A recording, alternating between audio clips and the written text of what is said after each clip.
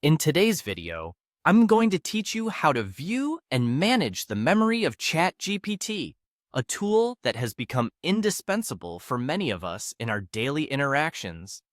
Managing your ChatGPT memory effectively ensures that you have a smooth and organized experience.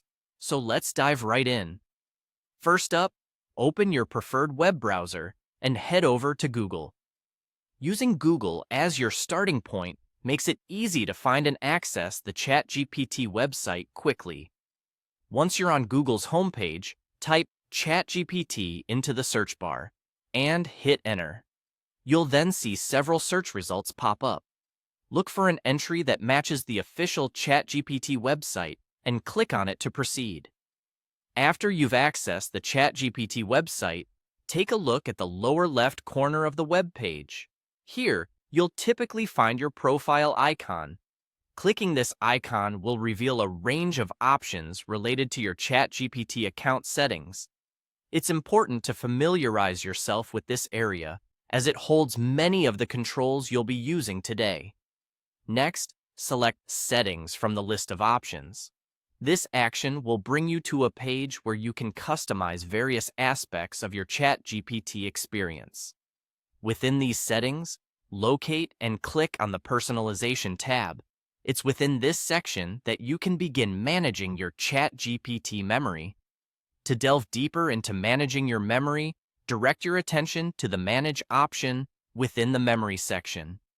Clicking Manage brings you to a screen where you can see a comprehensive overview of the interactions and data stored by ChatGPT.